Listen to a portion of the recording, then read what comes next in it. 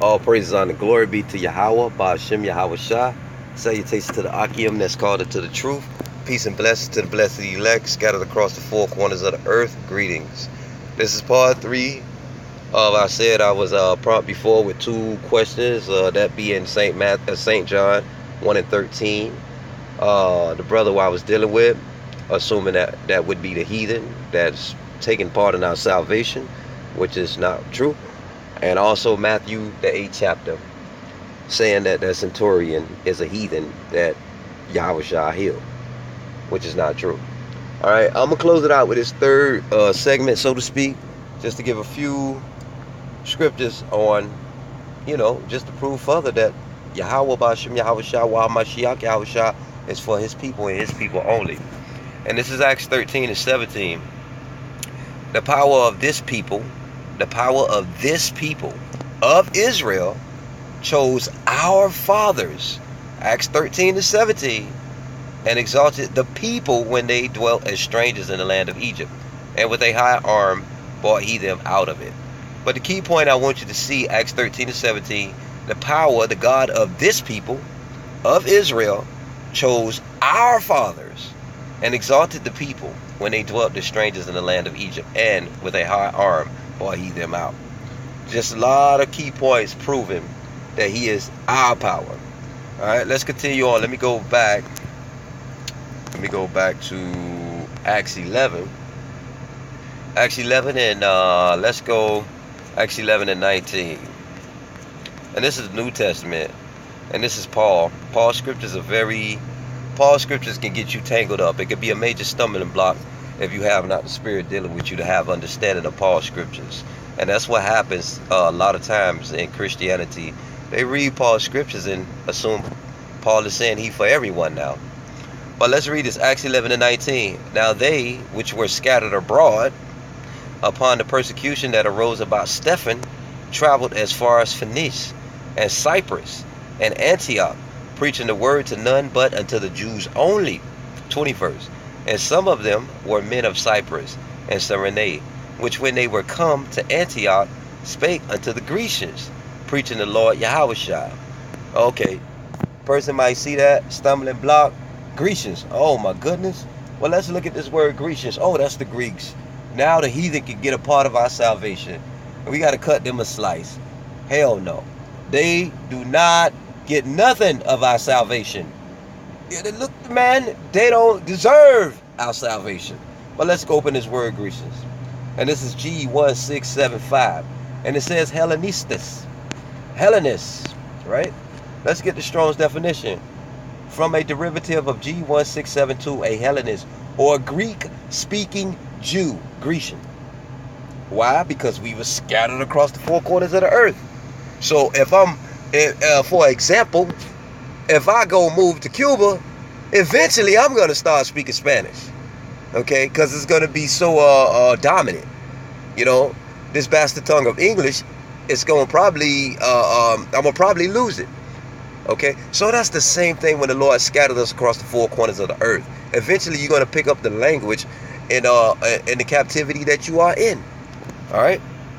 And you are a citizen. But we just read that a Grecian is a Greek-speaking Jew. Okay? Let's stay in this chapter because I want to address something that's in this chapter too. This is Acts 11 and 26. And it reads, and when he had found him, he brought him unto Antioch. And it came to pass that a whole year they assembled themselves with the church and taught much people.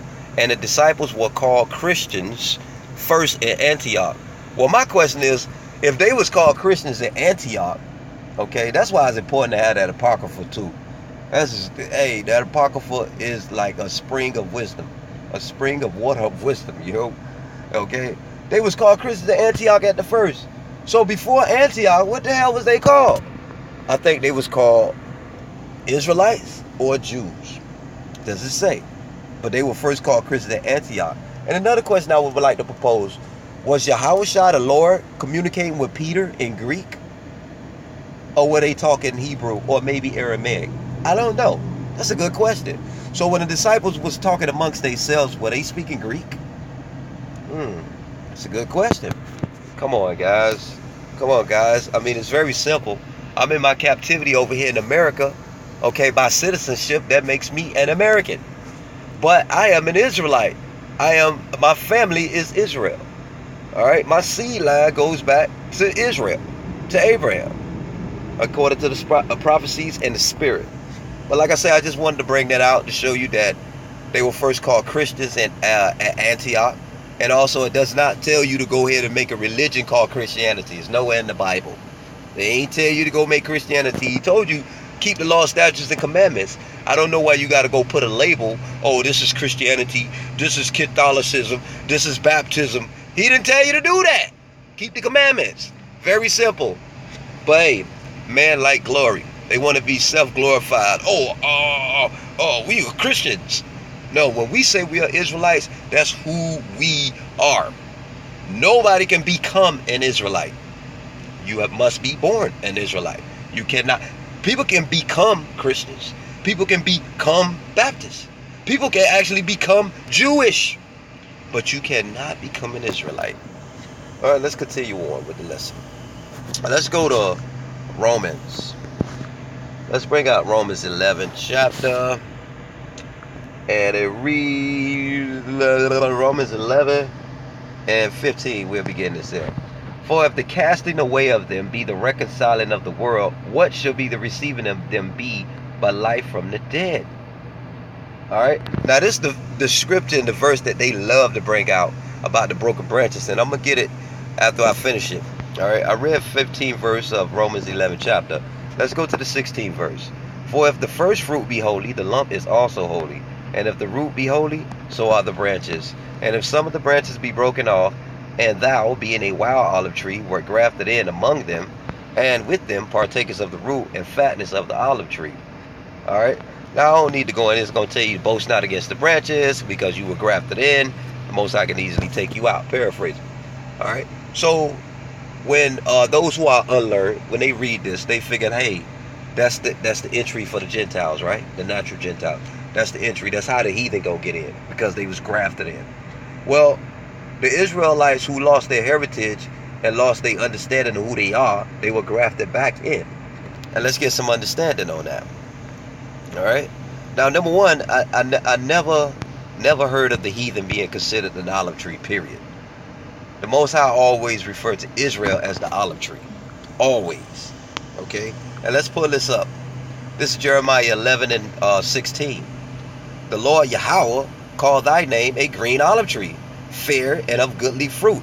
With the noise of a great tumult, he hath kindled fire upon it, and the branches of it are broken.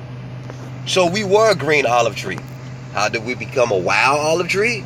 Well, we were scattered across the four corners of the earth. Common sense. We are still an olive tree because we are still of the house of Israel. We're still of the seed of Israel. We're still of the seed of Abraham. All right. We wild because we're not following our heritage. You know, the laws, statutes, and commandments that the Most High gave us through Moses. That's what makes us wild. Following the ways of the heathen. Being born in captivity of these other nations. And now we are following their ways.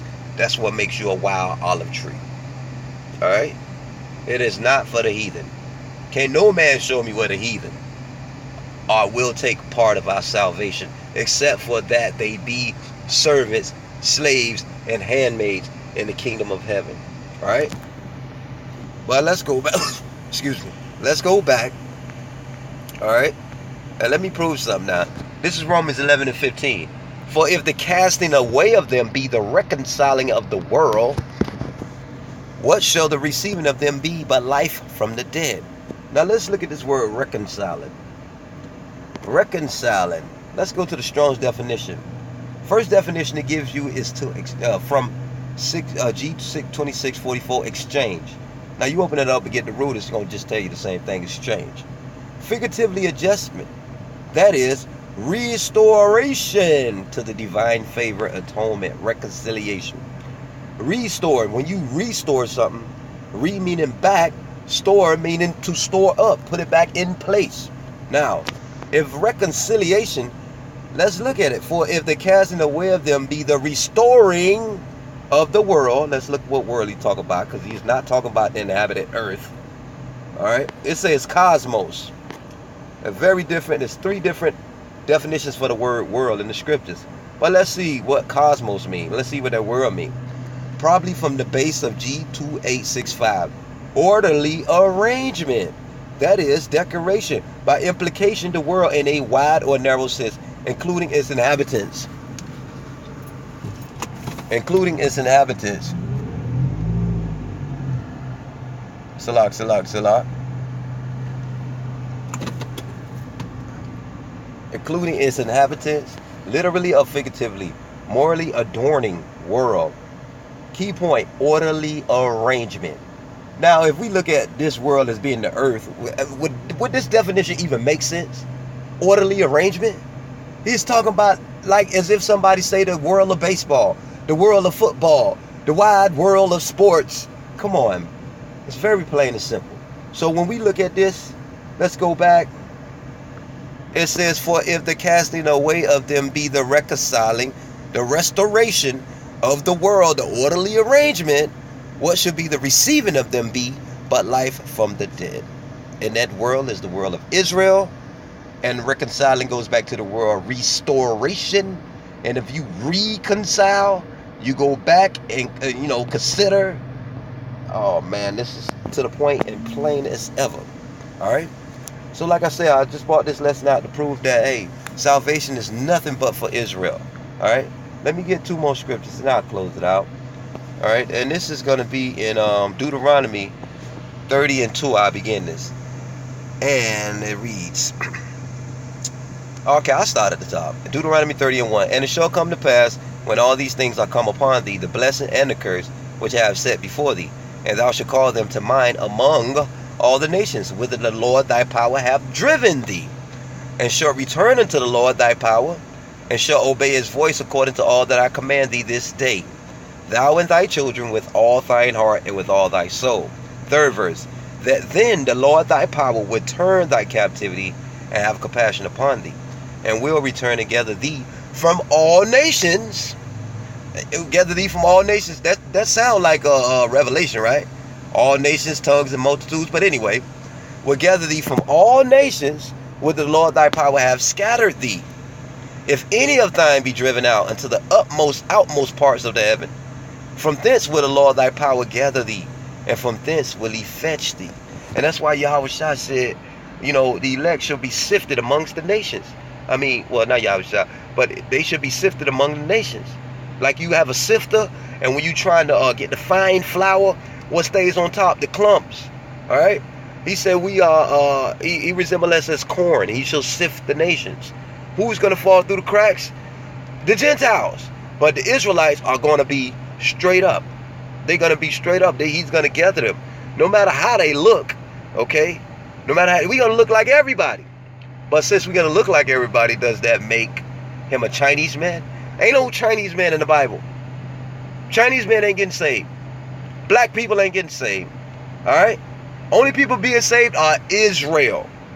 It says right here, and shall return unto the Lord. Not return unto Christianity. Well, you can't return from something, Not return unto baptism.